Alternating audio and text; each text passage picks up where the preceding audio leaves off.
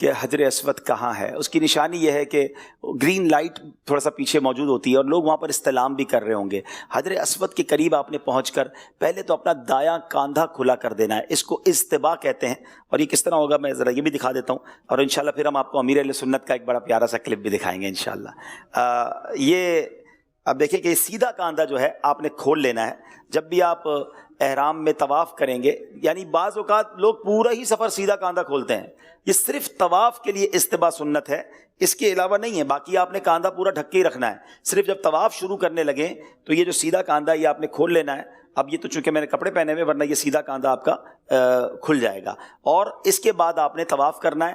7 چکر طواف کے پورے ہو جائیں گے تو پھر آپ نے یہ کاندھا جو ہے وہ ڈھک لینا ہے. آئیے چلتے ہیں بارگاہ امیر اہل سنت میں, کچھ امیر اہل سنت کے پرسوز طواف کے مناظر دیکھتے ہیں, اور پھر انشاءاللہ مزید آپ کو طواف کے بارے میں کچھ بتاتے ہیں. طواف شروع کرنے سے پہلے مرد حضرات کو استباء کرنے کا حکم ہے, یعنی چادر سیدھے ہاتھ کی بغل کے نیچے سے نکالیں اور چادر کے دونوں کنارے الٹے کندھے پر اس طرح ڈالیں کہ سیدھا کندھا کھلا رہے.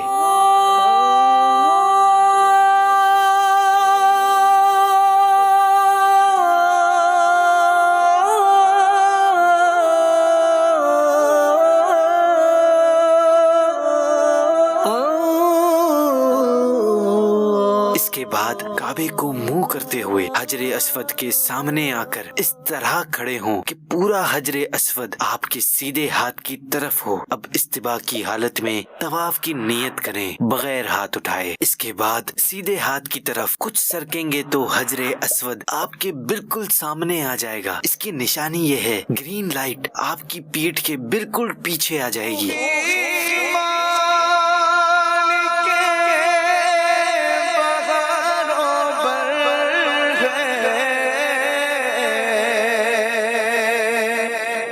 اب اگر ممکن ہو تو حجر اسود کو چوم لیں, اگر رش ہو تو دور سے ہاتھ کے اشارے کے ذریعے چوم لیں. تو ہی خالق جن و بشر ہے یا بارش اللہ کے کرم کی ہے, بارش آپ نے طواف کے پہلے 3 چکروں میں رمل کیا. صرف مردوں کو رمل کرنے کا حکم ہے.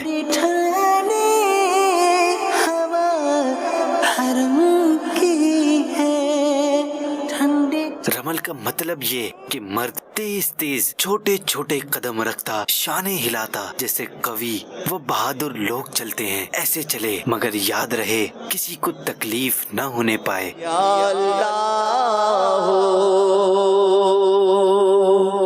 یا رحمان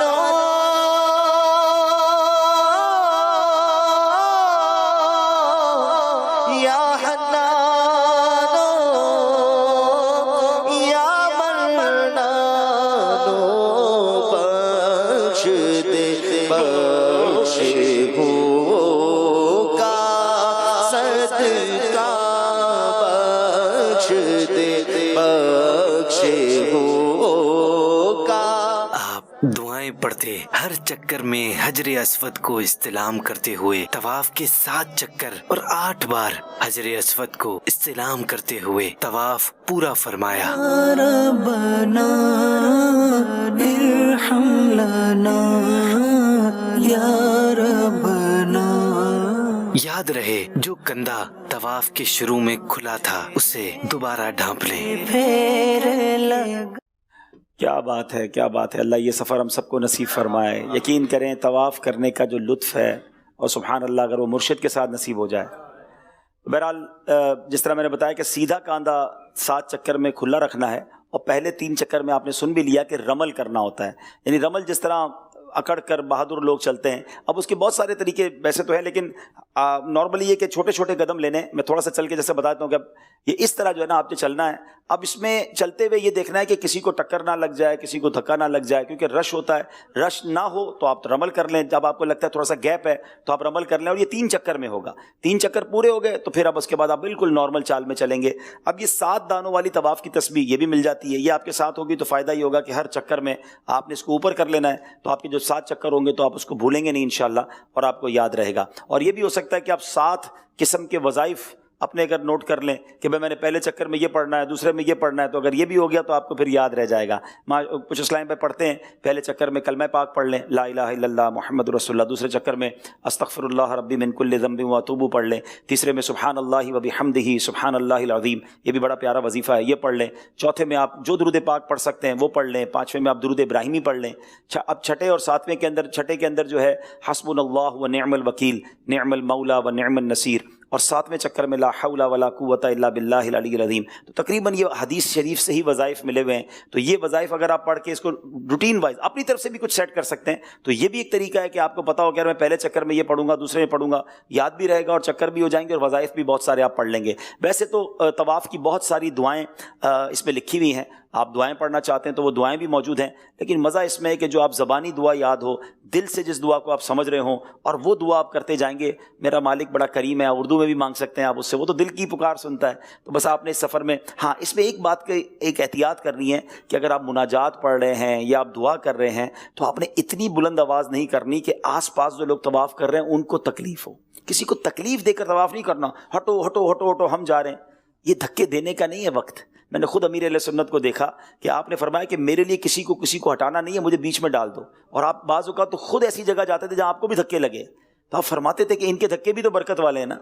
ہاں مطلب ہم نے یہ نہیں سوچنا کہ میں کسی کو ہٹاؤں یا کسی کے لیے کوئی پروٹوکول کا انتظام کیا جائے، کچھ بھی نہیں۔ فقیر ہیں، غریب ہیں، محتاج ہیں، مانگنے آئے ہیں، اللہ کی بارگاہ کے فقیر آئے نا، تو بس فقیر بن کر، محتاج بن کر، گناہ گار، خطا کار، سر جھکا ہوا ہو، ادھر سے بھی تھوڑا دھکا لگے، پھر بے شک ادھر سے بھی لگ جائے، بس بندہ چلتا رہے کہ بس یا اللہ ان نیکوں کے صدقے، ان مبارک ہستیوں کے صدقے، تیرے گھر کے طواف کے صدقے، بس میرا طواف قبول کر لے، میری حاضری قبول کر لے، مجھے بخش دے مالک، تیرے دربار میں آیا ہوں۔ آج بھی دنیا میں کسی سخی کے گھر جاتے ہیں تو وہ عطا فرماتا ہے، تو سخیوں کو بھی دینے والا ہے۔ اس کیفیت کے ساتھ، اس اپنے گناہوں کو یاد کر کے جب طواف ہوگا نا تو اس کا لطف ہی دوبالا ہو جائے گا۔ اللہ کرے کہ ذوق کے ساتھ، شوق کے ساتھ اور مقبول عمرہ ہم سب کو نصیب ہو جائے۔ اب جیسے طواف شروع کرنا ہے، آپ نے اس میں دیکھ لیا کہ آپ نے حجر اسود کے سامنے کھڑے ہو کر استلام کرنا ہے۔ اب استلام کا طریقہ کیسے کہ آپ کے کاندھوں اور چہرے کے ساتھ یہ ہاتھ ہو جائیں، بسم اللہ والحمد للہ واللہ اکبر والصلاۃ والسلام علی رسول اللہ۔ ابھی آپ نے ہاتھوں کو چوم لیا اور اس کے بعد آپ واپس کعبے کو آپ نے لیفٹ سائڈ پہ کیا اور اب آپ نے طواف شروع کر دیا۔ ہر بار آپ نے حجر اسود کا استلام کرنا ہے۔ 8 بار استلام ہوگا، کیونکہ جب 7 چکر ہوں گے تو پہلے بھی آپ نے کیا تھا اور آخر میں بھی آپ کر رہے ہیں، تو 8 بار استلام ہوگا اور طواف کے چکر 7 ہوں گے۔ جیسے ہی 7 چکر پورے ہو جائیں اب آپ طواف سے فارغ ہو گئے، اپنا کاندھا آپ واپس ڈھک لیں گے، ٹھیک ہے نا۔ اب اس کاندھے کو جو آپ نے کھولا تھا اس کو آپ واپس ڈھک لیں گے، اور اب آپ نے طواف کے نوافل پڑھنے ہیں۔ طواف کے نوافل کیسے پڑھنے ہیں اور ملتزم اور زمزم شریف پر کیسے آنا ہے، میں اس کے بارے میں انشاءاللہ آپ کو عرض کرتا ہوں۔ مل کر ایک بار پھر لبیک پڑھ لیں۔ لبیک اللہم لبیک لبیک لا شریک لک لبیک ان الحمد والنعمت لک والملک لا شریک لک لبیک اللہم لبیک لبیک لا شریک لک لبیک ان الحمد والنعمت لک والملک لا شریک لک۔ اب آپ نے طواف ہو گیا، مقام ابراہیم بہت ہی خوبصورت مقام ہے، اس کے قریب کوشش کر کے، اب ویسے تو بہت رش ہوتا ہے، اس کی سیدھ میں پیچھے آپ کو جگہ کہیں مل جائے، بلکہ پورے حرم میں بھی کہیں جگہ مل جائے تو آپ 2 رکعت طواف کے بعد یہ طواف کے جو نفل کہلاتے ہیں وہ پڑھنے آپ نے۔ اور یہ بڑی خوبصورت ایک آیت ہے کہ مقام ابراہیم کے قریب اگر پہنچ کر یہ آیت پڑھ لیں، وَاتَّخِذُوا مِن مَّقَامِ إِبْرَاهِيمَ مُصَلًّى، اور ابراہیم کے کھڑے ہونے کی جگہ کو نماز کا مقام بناؤ۔ مقام ابراہیم کے قریب جگہ ملے تو بہتر ہے، ورنہ مسجد حرام میں جہاں بھی جگہ ملے، اور اگر وقت مکروہ نہ ہو تو 2 رکعت یہ نماز طواف ادا کرنی ہے۔